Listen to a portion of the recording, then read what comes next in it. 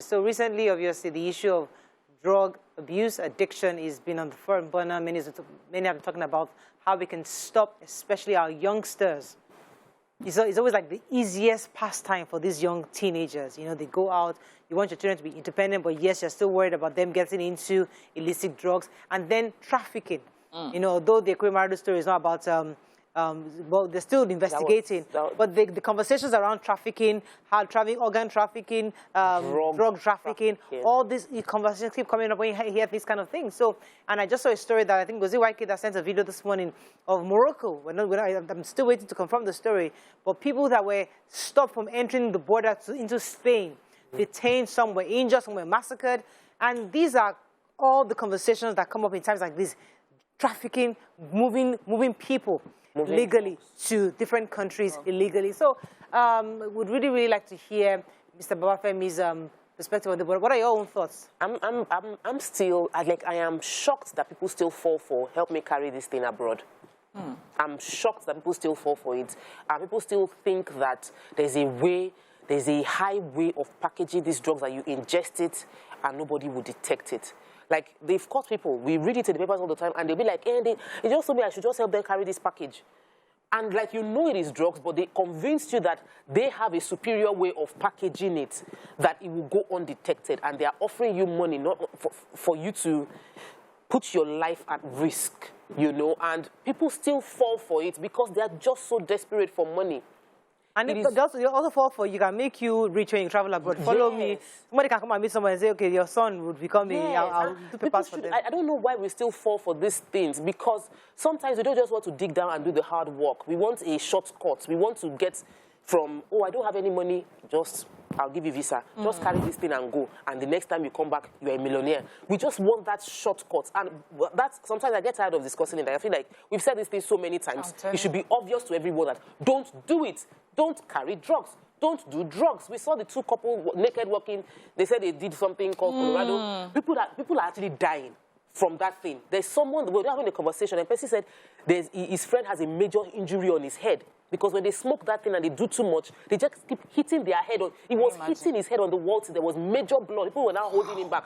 All because you are taking a drug. What exactly are you doing to yourself? We really need to be talking about these things enough for people to get scared for their life and not try drugs. Well, how difficult is that, Mariam? Because we see people take these drugs, and some of them are billionaires. They're doing well. They're like Justin. You know, you're thinking to yourself, if he can do it, means I can do it now. So that's the problem. Everybody's head is different.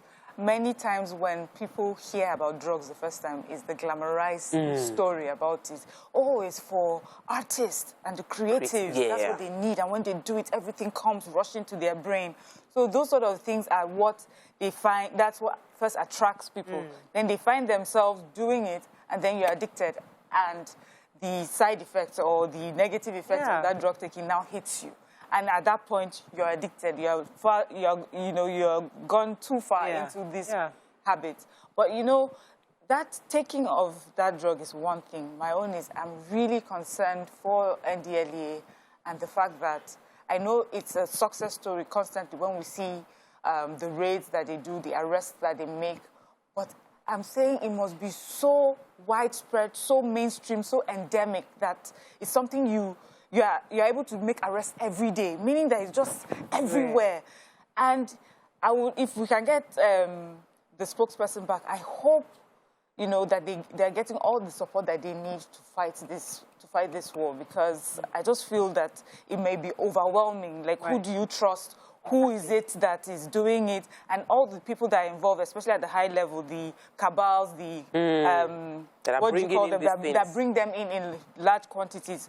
How are you able to really follow up in prosecuting them and making sure that justice is... I think those are the main people, because what you do with the people who use the drugs, you send them to rehab because, okay, they have become addicted. So it's how to clean them up.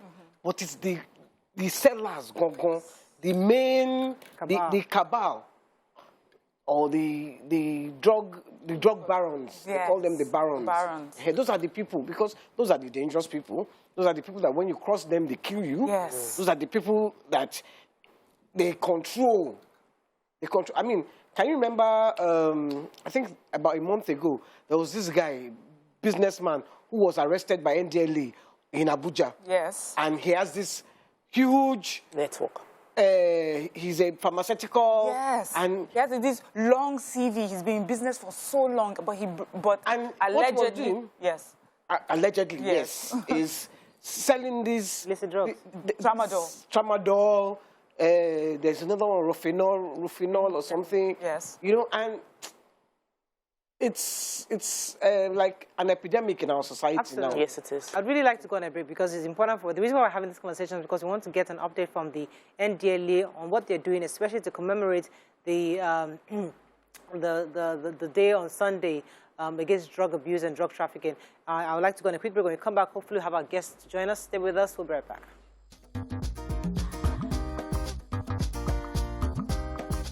Stay tuned. Your View will be right back. Thanks for staying with us. We're still speaking on the issue of drug trafficking, and we have with us the spokesperson for NDLEA, Mr. Femi Babafemi. Good morning, Mr. Babafemi. Are you there? Very well, thank you. Good morning. Good to have you on the show. So we'd like to get an update from you concerning your work against drug trafficking and illicit trafficking in Nigeria. Well, so far it's been very good and working according to plan. In the area of supply control, that is the area of drug supply control or reduction. So far, in the last 17 months, thereabouts, we've been able to take out of circulation more than 17,000 drug offenders, those trafficking drugs. And at the same time, within the same period, we've been able to get over 11,000 persons who abuse drugs, also to counsel them as well as getting treatment for those that needed treatment among them. Majority of these are through what we call brief interventions. Then, in addition to that, we've been able to take also out of circulation more than 3.5 billion kilograms of assorted illicit drugs, over 500 hectares of cannabis farms destroyed in deep forests across the country. And beyond that, we've also been able to get about 3,000 persons convicted and jailed in the law court. Now, that's as far as our drug supply reduction activities.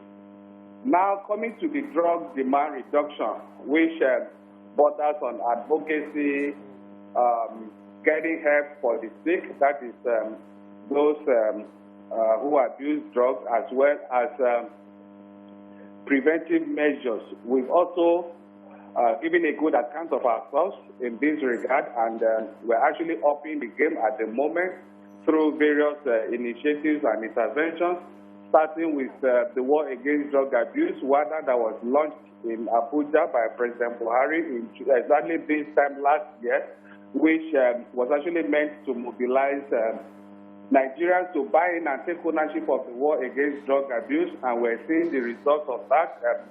Quite a number of non-governmental organizations, traditional institutions, religious organizations, community-based organizations, as well as faith-based organizations, all of them, and the individuals, well-spirited individuals have also bought into this, right, and also helping to cascade the campaign down to the local government, communities, and the grassroots. Okay. Beyond this, we are also Sir, I just want to... Are you saying something? Yes, please. I would like to know... Okay. I would like to know how you would categorize it. Would you say, or let's say if you were to give us like in a year or 2 years, just to compare, would you say that we have people involved less in providing or supplying drugs? Would you say they are less? Because I understand you catch them, you lock them up, but do you have more people coming in, or can you say a significant reduction in the number of people that are involved in this crime? I understand what you are saying because the line is faint, but then if I understand what you are saying, you are asking if, on the comparative analysis, if there have been more people trafficking or abusing drugs or less. Yes, yeah. Yeah. Yes. You got it. Yes, go ahead. Ooh.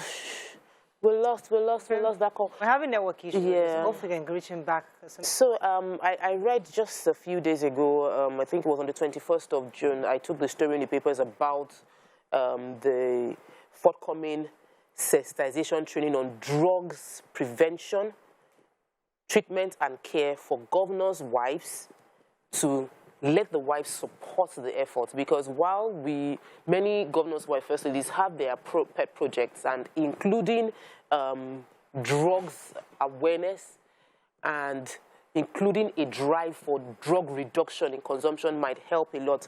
I also read in that same report about how the NDLEA intends to create this in partnership. They want to create this center where people can get rehabilitated as well. I think that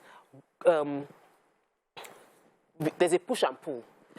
The glamorous life, or the fact that, oh, you get so creative, you have free, pulls people into drugs. But what will push them away from drugs is the gory pictures of when people go crazy with drugs. We need to have more of those pictures go viral. And sometimes it is so distasteful to watch and sometimes scary to watch. When you see people rolling on the floor, there was this time that there was a video, I think they took something green and their mouth was all green, and then they were displaying some sense of lunacy.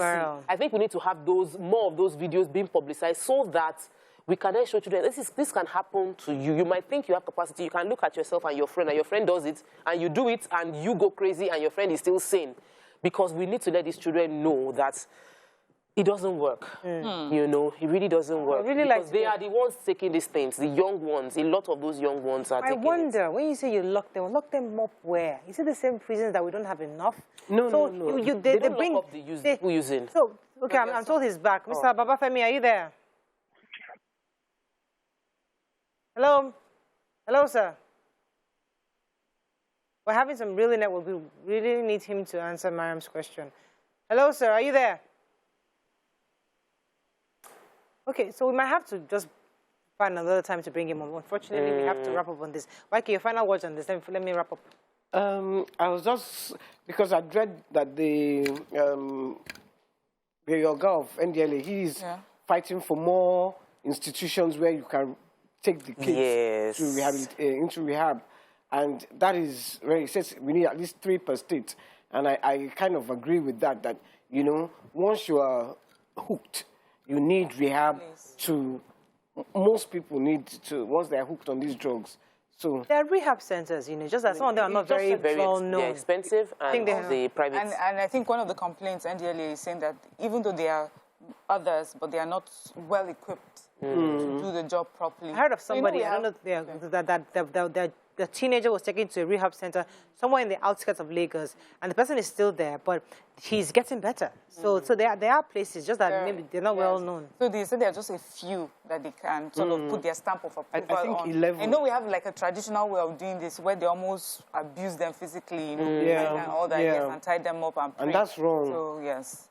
Okay, unfortunately, we have to wrap up on this way. We couldn't get the spokesman back because we're having issues with him. Hopefully, we'll bring him back another time because it's important for us to monitor this story. A lot of teenagers are falling prey to this cartel, the barons. They get them on the streets, you know, and the attrition we see in schools is because these kids drop off to become trafficking drugs. So you start school as a primary school level, and gradually as you're getting into the GSS1, they're going to primary 6, entering GSS1. You see that attrition because many of them go into drugs. They're not old enough to learn one trade or the other, and from there they start getting on the streets, and they don't go into secondary schools. So our primary schools are loaded, but the secondary schools are fewer. So it's just a lot of we need a lot of support to help governments to bring this to bear.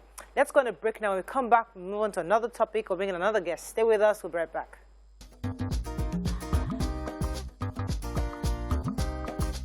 Stay tuned. Your View will be right back.